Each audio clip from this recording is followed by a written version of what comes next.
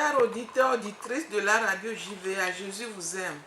Recevez nos salutations dans le beau et précieux nom de notre Seigneur Jésus-Christ. Vous êtes en compagnie des missionnaires Emmanuel et Diamant Aoudja et notre compagnon Abbas Ouro Bagnab. Nous sommes dans notre émission MS des médias services diffusion, d'où nous avons commencé un nouveau thème et nous continuons avec cultiver une nouvelle mentalité. Nous allons prier. Adorable Père, nous te restons infiniment reconnaissants pour cette grâce que tu nous as faite encore. Et nous sommes, Papa, en cette place en ton nom. Nous te laissons la place du Père afin que toi tu viennes conduire, diriger toutes choses. Dispose les cœurs, les pensées, afin que Seigneur, cet enseignement puisse tomber sur une bonne terre. Merci pour ta présence au nom de Jésus-Christ. Amen. Amen, amen, amen. Donc, sans plus tarder, comme je suis en train de dire, nous continuons avec cultiver une nouvelle mentalité. Donc, chers auditeurs et auditrices, soyez à l'écoute et vous allez comprendre quelque chose d'extraordinaire. Comme Dieu vous aime, Dieu vous continue toujours à prouver son amour à l'égard de vous. Donc, aujourd'hui, nous devons cultiver une nouvelle mentalité au niveau du travail. Le miracle de Dieu est plus souvent un changement de mentalité qu'un changement de métier. Notre profession occupe généralement une large part de notre temps de veille. Dans la main de Dieu, elle peut devenir vocation, lumière et saveur dans une société en mal de confiance, de générosité et en recherche de bâtisseurs authentiques. Le travail séculier n'est pas une perte de temps.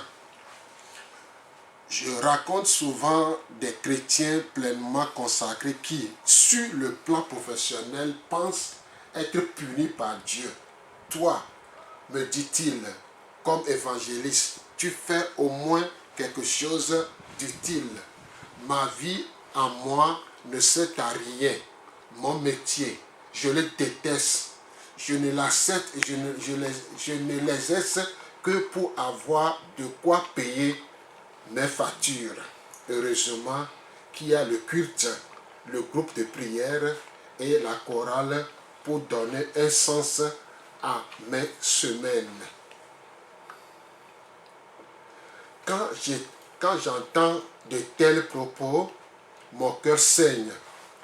Nous spiritualisons tellement le travail en plein temps que la raison pour laquelle Dieu nous a donné notre métier finit par être criblé de doutes, voire de mépris au point de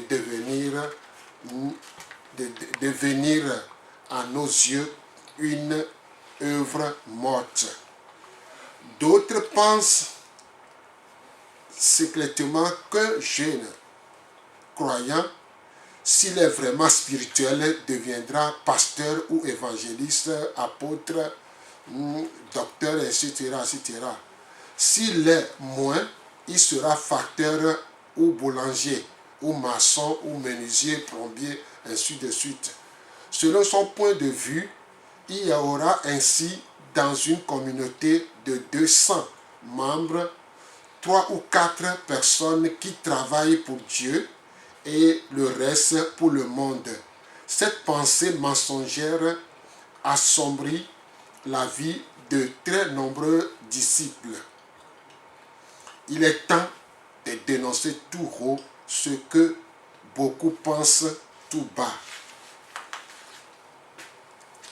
Aborder cette question de front, c'est permettre à la vérité biblique de redonner joie et liberté à tous les corps de métier. Dieu n'a pas fait d'erreur en conduisant plus de 90% des chrétiens à pénétrer par leur profession tous les secteurs de la société. 7. Christ peut changer notre profession, mais il peut aussi lui donner sa vraie dimension. Le miracle de Dieu est plus souvent un changement de mentalité qu'un changement de métier.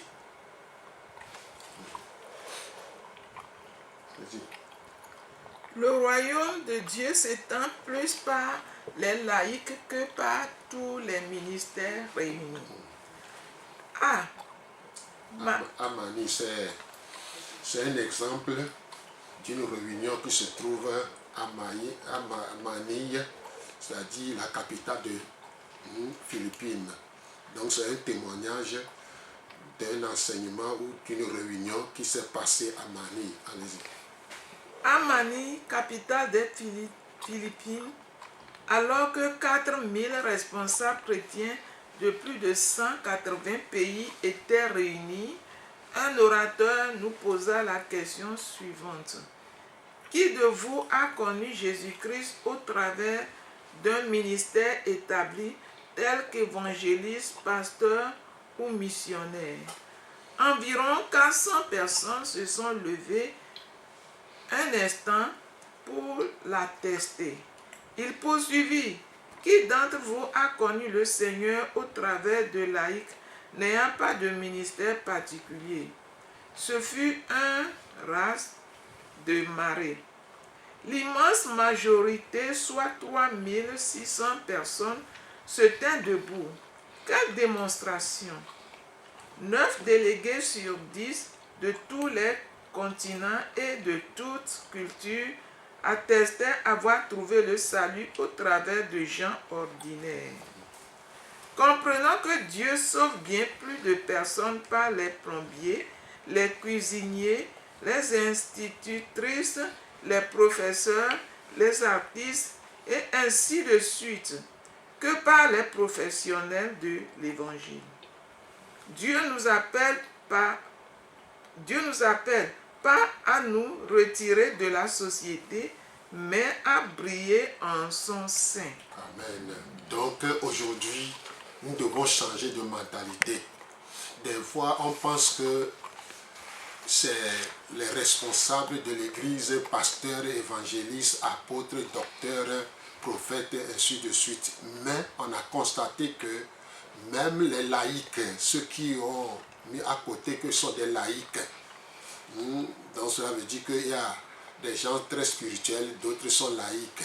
Mais on a constaté que parmi ces métiers, la plomberie, les plombiers, les artistes, les maçons, les ferrailleurs, les couturiers, couturières, les coiffeuses ou des coiffeurs, ainsi de suite, qui parlent de Dieu dans leurs ateliers.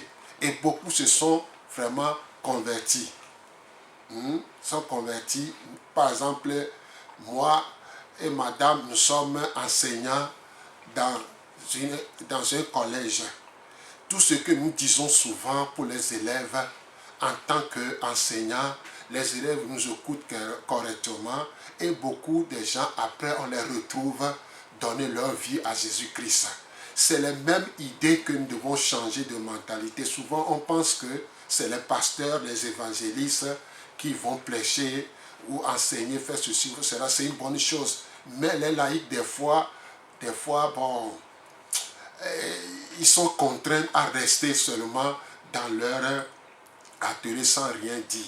Aujourd'hui, toi qui as un métier, je t'ordonne maintenant que ton Dieu te demande que tu dois parler et tu dois dire beaucoup de choses à certaines personnes. J'ai constaté, par exemple, chez un ami tailleur ou couturier, il a au moins une vingtaine d'apprentis. Et je le disais souvent que à partir que tu es chrétien, tu deviens pasteur dans ton atelier pour tous ces apprentis. Tu dois enseigner, tu dois les moraliser, tu dois les faire montrer la grandeur de Dieu. Et il a commencé. Et un jour, à mon arrivée, il a compris que vraiment les apprentis sont maintenant intéressés par l'évangile. Si madame a quelque chose à ajouter. Tout à fait. C'est pour dire que partout nous sommes la bouche de Dieu.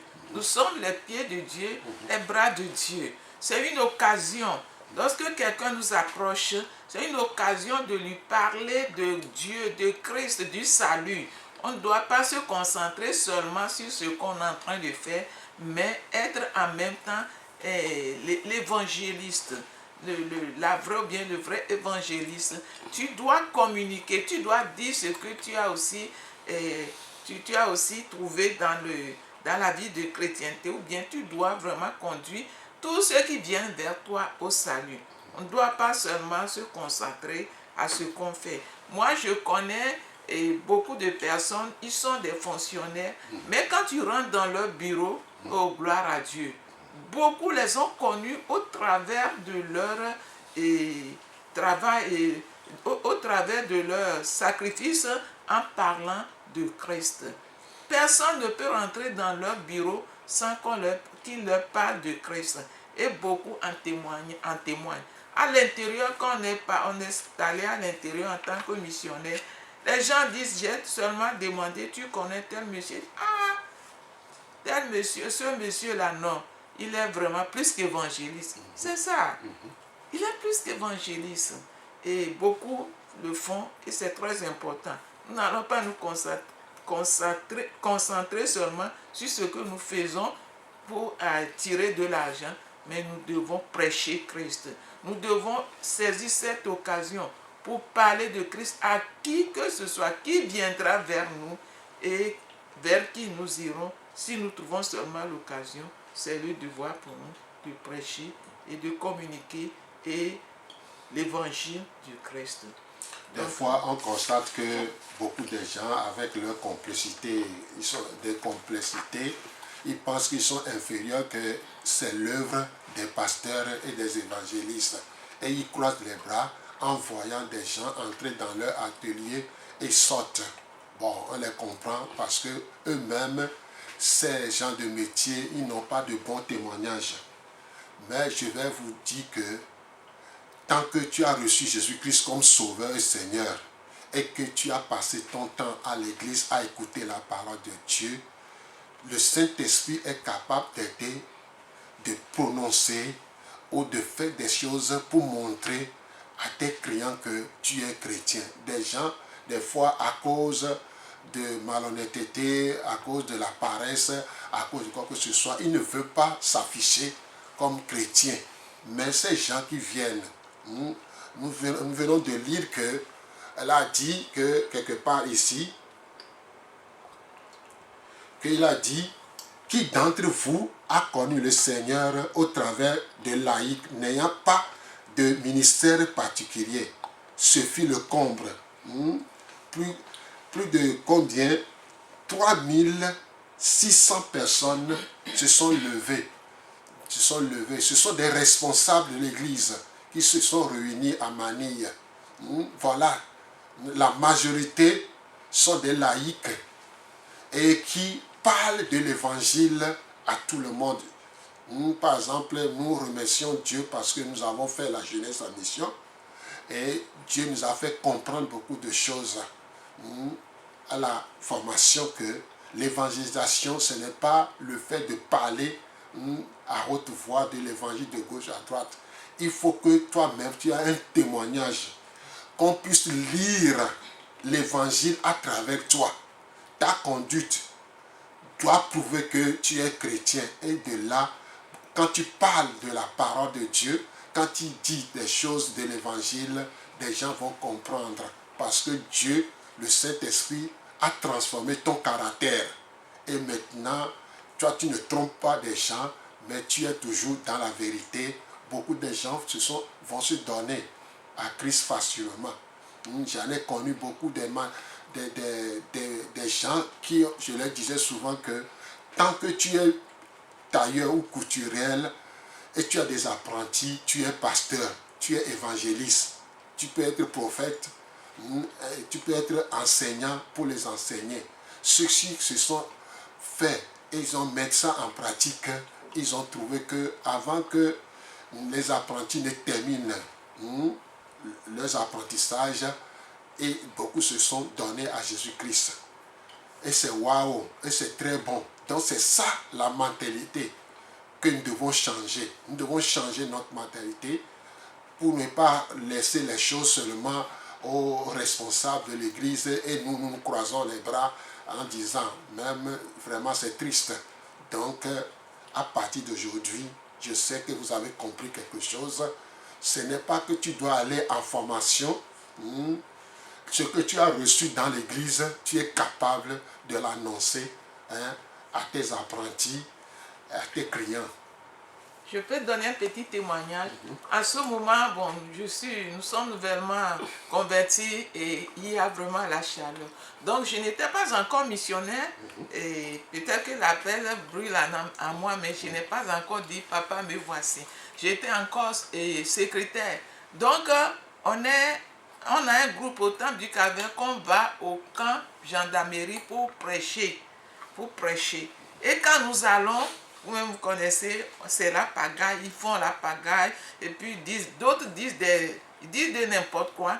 Les gens s'énervent, mais au contraire, moi, je réponds toujours par un petit sourire.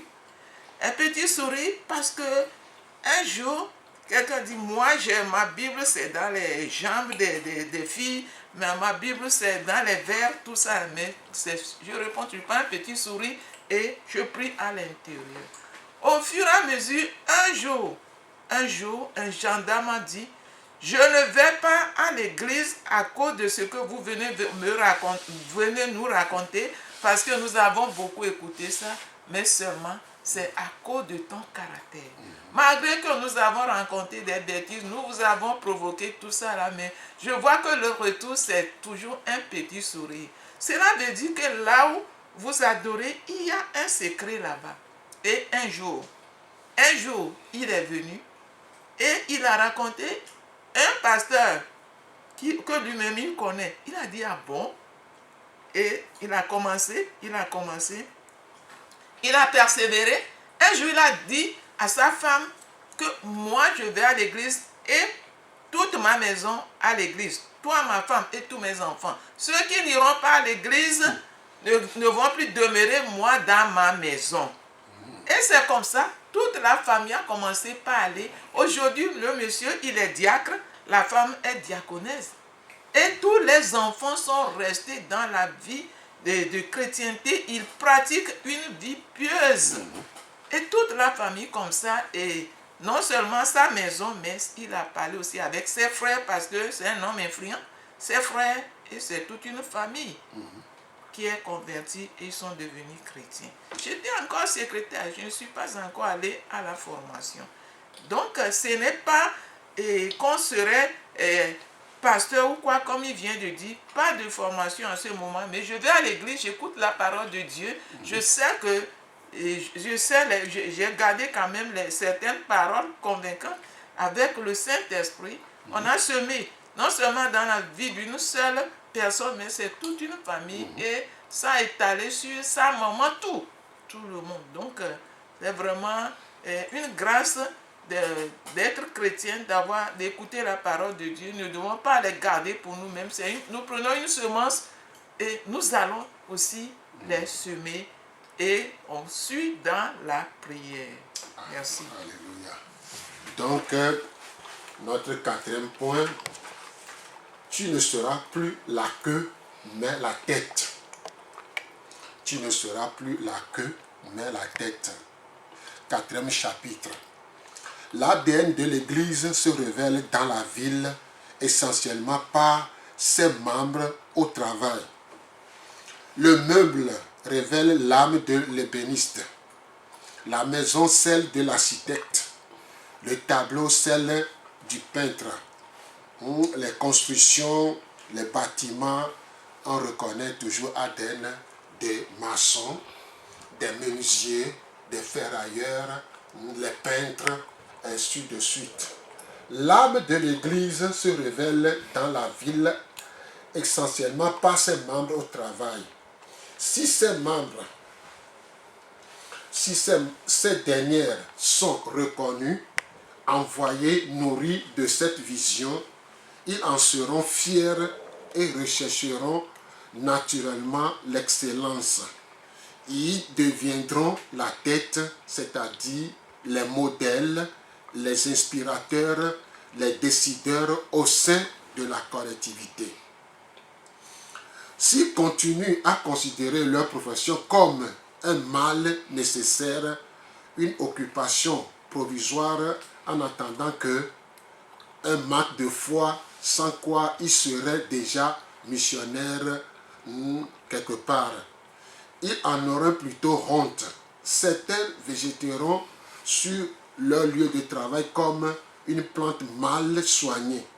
Ouvriers peu motivés, ils resteront dans le peloton ou à la queue de celui-ci. Rares seront ceux qui participeront aux nouvelles idées et orientations. Celles-ci seront presque entièrement sous l'influence de ceux qui ne connaissent pas Dieu. Voulons-nous changer de mentalité avant qu'il ne soit trop tard? Selon l'auteur Denis Peacock, orateur apprécié parmi les hommes d'action, donc c'est pour vous dire que j'ai travaillé pendant longtemps à la croisade du livre chrétien, j'ai lu pas mal de livres. Donc Denis Peacock, c'est un orateur, il a écrit un livre. Donc Denis Peacock, orateur apprécié parmi les hommes d'action, nous fait réfléchir quand il dit « L'Église n'est pas une salle d'entente pour aller au ciel, mais un laboratoire de gouverneurs pour changer les nations. » Tout à fait. Allez-y. Tout à fait. J'ai justement fait la connaissance d'un gouverneur à Madagascar. Au culte, il était revêtu d'une humble robe de diacre, passant inaperçu au sein de dizaines d'autres. 2000 personnes assistaient au culte. Le lendemain, je l'ai croisé à l'aéroport dans son uniforme officiel tiré à 4 épingles.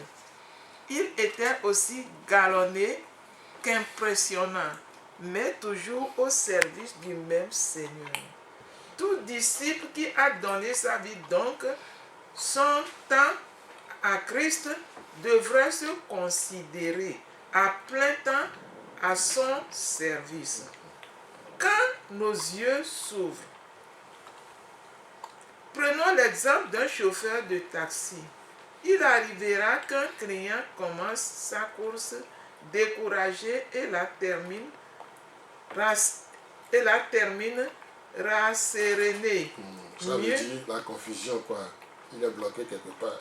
Mieux encore, un jour, quelqu'un entrera dans le véhicule en étant sur le chemin de l'enfer et en ressortira sur le chemin du ciel. Alléluia. Ce taxi peut devenir celui du Seigneur et ce chauffeur son ambassadeur. Cela ne signifie pas que ce dernier parlera à tort et à travers, ni qu'il négligera son métier. Bien au contraire. Cela signifie qu'il aimera ses clients au point de non seulement les servir au nom d'une compagnie ou de lui-même, mais au nom de son Seigneur. De plus, à l'écoute de l'Esprit, il lui arrivera d'intercéder précisément pour la ville qu'il sillonne. Ces institutions, cette détresse, ces passants. Dans cette perspective, la dualité entre le fidèle du dimanche matin, chantant des cantiques et ponctuant la prédication du pasteur d'Alléluia retentissant, et le chauffeur de taxi renfrogné du lundi matin, muet et insensible au Saint-Esprit est brisé. Il se nourrit de Dieu au culte et le partage au cours de sa semaine. Il apprend sa volonté. Il apprend sa volonté le dimanche et la met en pratique dans son taxi. il est évident qu'elle inclura des valeurs usuelles comme l'honnêteté, la gentillesse ou la patience. Mais elle ira bien au-delà de cette limitation diaconienne. Et juste car il est écrit, employés, obéissez à vos patrons, comme si vous vous trouviez au service de Christ lui-même. En servant des hommes, faites-le de bon cœur, comme si votre service s'adressait au Seigneur seul. Éphésiens 6, versets 5 et 7. On va lire Éphésiens 6, 5 et 7. Éphésiens 6, 5 et 7.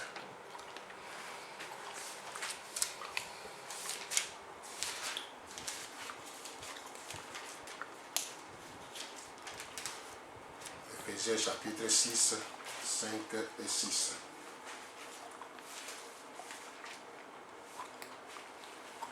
Éphésiens chapitre 6. Versets 5 et 7. Serviteurs, obéissez à vos maîtres selon la chair, avec crainte et tremblement, dans la simplicité de votre cœur, comme à Christ. 7. Servez-les avec un empressement, comme servant le Seigneur et non des hommes. Amen. Amen. Donc, mes chers frères et sœurs, auditeurs, auditrices, nous devons servir Dieu un peu partout. Tant que j'ai reçu Jésus-Christ comme Sauveur et Seigneur, et que son Esprit est en moi, où je suis baptisé du Saint-Esprit, et que je suis chauffeur, menuisier, maçon, plombier, électricien, ferrailleur, conducteur de titan, de bus, tout ça là, en tant que chrétien, nous devons intercéder. Quand tu es dans la voiture, comme on vient de lire, tu vois les élèves, tu vois les gens sont en cours de route. En tant que chrétien chauffeur, tu dois prier, intercéder en faveur de ce que tu vois avec tes yeux. Tu es en train de servir ou tu es en train de travailler avec Dieu. Ça. Tu es ouvrier avec Dieu, selon la parole de Dieu. Tu es capable de parler. Soumets-toi à Dieu. Laissez le Saint-Esprit. Fais tout pour dépendre du Saint-Esprit. Toi qui as un métier, fonctionnaire, militaire, gendarme, policier, douanier, eaux forêt, tout ça là, en tant que chrétien, je dois me laisser à la merci du Saint-Esprit. Il va t'utiliser à bénir quelqu'un dans la journée. Il y a quelqu'un qui entre dans la voiture, les visages serrés, il a des problèmes, des soucis. Des fois, tu vas entendre la personne fiacre, ou la personne commence à murmurer. En tant que chrétien rempli de Saint-Esprit, tu es capable de consoler, tu es capable de lui parler, non seulement de l'évangéliser, mais de le construire avec la parole de Dieu. C'est pourquoi, en tant que chrétien né de nouveau, tu es capable. Ce n'est pas le fait d'être formé quelque part. La parole, celui qui a écrit la parole, c'est le Saint-Esprit qui a poussé les gens, ont écrit toutes ces choses-là. Donc, quand tu te laisses à la merci du Saint-Esprit, quelqu'un qui entre dans ta voiture, quelqu'un qui entre dans sa maison pour faire les réparations ou dépannage, et ainsi de suite, le Saint-Esprit va te parler. L'Esprit de Dieu va te parler que cet homme, cette femme-là souffre. Prie pour lui, prie pour elle. Nous devons nous laisser à la merci du Saint-Esprit. Si maman a quelque chose. Tout à fait. Lorsque nous sommes à quelque part, nous sommes un serviteur de Dieu vivant. Et nous devons d'abord aimer le travail que nous faisons. Comme ça, nous-mêmes, nous faisons le travail avec joie. Nous nous laissons à la disposition du Saint-Esprit. Le Saint-Esprit va te révéler ce qu'il faut faire au temps opportun. Et lorsque toi-même tu t'es laissé conduire par le Saint-Esprit, tu sauras que tu es avec la bonne personne au bon moment et tu seras le messager de Christ. Donc, une chose, c'est aimer le travail que tu fais. Parce que nous avons remarqué que beaucoup, ils font leur travail par contrainte. Et ils sont méchants, aigris. Parce que c'est comme c'est toi qui lui demandes de faire ce travail. Alors qu'il te voit en tant que client ou bien quelqu'un, il ne voit même pas la valeur de Christ en toi. Il ne voit pas Dieu en toi. Il ne peut pas te communiquer quelque chose venant de Dieu. Et lui-même, il n'est pas à la disposition du Saint-Esprit pour recevoir de la part du Saint-Esprit. Nous devons aimer tout ce que nous faisons, quel que soit la nature ou bien le degré, nous devons aimer parce que c'est ça, c'est par ça que Dieu veut nous bénir. Et c'est par ça que Dieu veut nous envoyer vers quelqu'un. Nous devons aimer ce que nous faisons. Et lorsque Dieu envoie quelqu'un vers nous, ça peut être n'importe qui, nous pouvons être disponibles et recevoir de Christ pour lui. Ou bien même recevoir de lui. La personne va dire quelque chose venant du Saint-Esprit et ça va te toucher, tu vas garder ça pour toujours et ça va encore ouvrir un chemin pour toi. Donc partout nous sommes des bénédictions les uns pour les autres. Ça, nous devons le savoir. Et le travail que Dieu nous a donné, ou bien nous sommes en train de faire, nous devons le considérer comme un travail béni. Un travail béni. Par ça, Dieu veut nous bénir. Dieu va nous bénir. C'est une bénédiction d'abord de travailler. Quel que soit le métier ou bien le travail, tu dois aimer ton travail. Et tu dois aussi te laisser conduire, diriger, inspirer par le Saint-Esprit. Et tu vas voir que par toi, Dieu va faire de grandes choses. Chaque jour, Dieu a un message, un message te donné pour quelqu'un ou bien pour les gens qui vont t'approcher. Mais si toi, tu t'es bloqué, tu as fermé la porte en étant toi-même aigri, tu veux déchirer la personne dit seulement bonjour là. Oh, tu as mal reçu, tu vois que tu ne seras pas le bienvenu pour bénir quelqu'un ou bien pour faire l'œuvre pour laquelle Dieu t'a appelé ce jour. Donc chaque jour, Dieu a une œuvre pour nous. Il a un message pour nous et pour quelqu'un aussi au travers de toi. C'est pourquoi nous devons toujours prier que Dieu nous conduise à être à la bonne personne au bon moment, à être à quelque part au bon moment avec les bonnes personnes. Nous ne devons pas aller seulement à la merci du vent, mais nous devons toujours suivre les pas de Dieu. Nous devons être inspirer, écouter Dieu et laisser notre cœur disposer. Nous devons disposer notre cœur pour que Dieu même, le Saint-Esprit, nous inspire et être toujours rempli de joie, de paix. Nous allons voir que le Saint-Esprit va œuvrer. Et à la fin de la journée, tu vas voir que non seulement l'argent que tu as, mais toi aussi tu seras très content, fier. Tu vas voir que la journée est bonne. La journée est bonne. Au lieu de dire la journée est dure, la journée parce que tu n'as pas accompli ton devoir. Amen. Donc, le temps qui nous reste, on va parler de notre mission. Média, self-diffusion, Lomé. Les cours bibliques par concordance. Chaque fois, on parle de tout ça là. Donc, aujourd'hui, on va encore accentuer. Donc, à toute personne désirée d'approfondir sa connaissance de la Bible, nous mettons à votre disposition des cours bibliques par correspondance contenant des questionnaires qui vous conduisent à fouiller la Bible de Genèse à l'Apocalypse pour avoir de bonnes réponses. Notez bien que c'est pour votre maturité spirituelle. Mieux connaître Dieu et mieux le faire connaître. Pour avoir accès à ces cours bibliques, vous avez droit à l'inscription, dont les élèves ainsi de suite et les fonctionnaires, toute personne qui savent lire, écrire, peut comprendre la Bible, vous êtes les bienvenus. Donc ce n'est pas seulement les corps habillés aussi, vous êtes dedans. Pour parce que je disais souvent que les corps habillés, vous êtes les serviteurs de Dieu. Vous avez à rendre compte à Dieu un jour. Donc, tant que vous ne faites pas correctement l'œuvre de Dieu qui vous a été confiée en tant que serviteur de Dieu en uniforme, tu as besoin d'étudier aussi la Bible pour comprendre beaucoup de choses. Il y a des soldats, il y a des militaires, tout ce qui se trouve sur la terre se trouve dans la Bible. Tous les métiers se trouvent dans la Bible.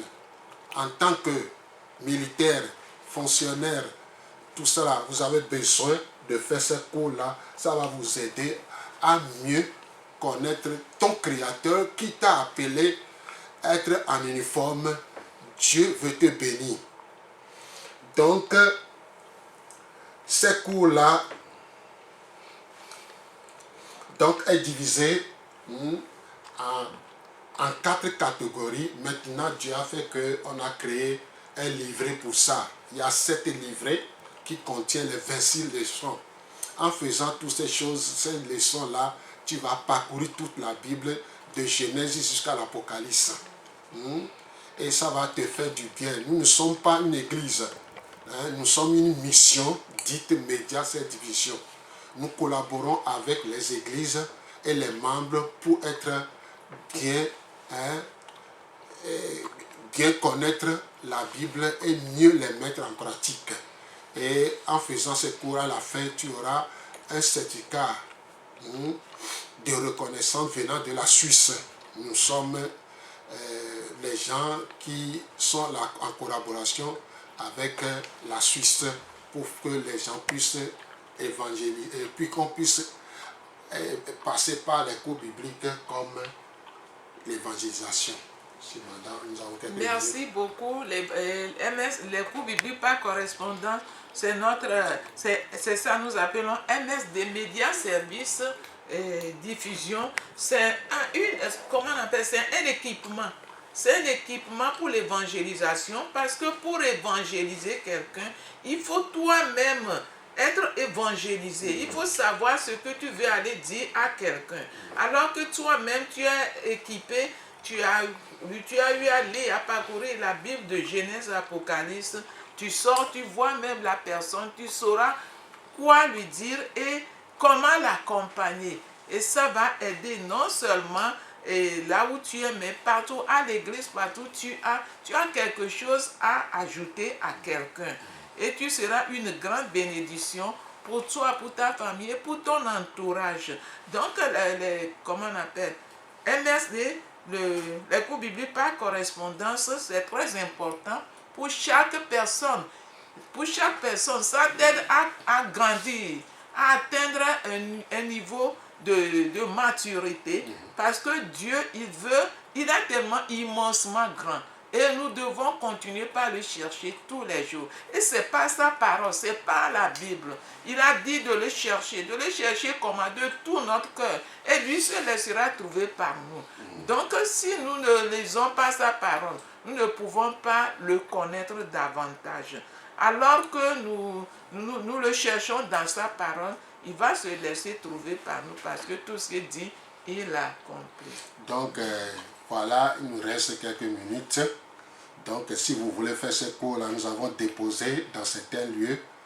D'abord, par exemple, pharmacie à Donai, non loin, c'est à Gouet, non loin de Philopathe, voie Frère Maurice. Nous avons déposé aussi ça au centre communautaire de Baie, voire Robert. Et nous avons déposé auprès de nous ici à Tocoin, séminaire Auto-école Petit Jésus, à côté de la boutique À Dieu la gloire, et en face de la clinique de l'église catholique. Et entrez, déposer et demander d'après Maouko, et vous aurez les cours. Mais si vous voulez demander plus de renseignements, vous pouvez nous appeler plus 228 99 48 35 45, plus 228 99 48 35 45, plus 228 70 41 09 27, plus 228 70 41 09 27. Ces 2 numéros sont sur WhatsApp. Si vous voulez encore venir chercher les cours à la maison, au bureau, vous êtes les bienvenus. Donc on va prier. Merci. Père éternel, nous te restons reconnaissants de ce que tu nous as conduit encore à une autre dimension. Le fait d'être ton serviteur partout où nous sommes. Esprit de Dieu, c'est une révélation. Nous prions que toi, tu touches les cœurs, que tu inspires les cœurs, afin que ce qu'ils ont écouté aujourd'hui soit une révélation, puisse toucher quelqu'un, puisse toucher, oui, quelqu'un qui te cherche dans le silence, quelqu'un qui soupire après toi dans le silence. Esprit de Dieu, révèle-toi à lui et donne-lui cette grâce d'accepter la place que tu lui as donnée et d'aimer le travail que tu lui as donné, d'aimer aussi les autres, afin qu'il puisse être cet outil utile en tes mains et que sa bénédiction soit encore plus grande. Merci, Papa, de ce que tu continues, Papa, cet enseignement dans les cœurs des uns des autres. Reçois toute la gloire au nom de Jésus-Christ. Amen.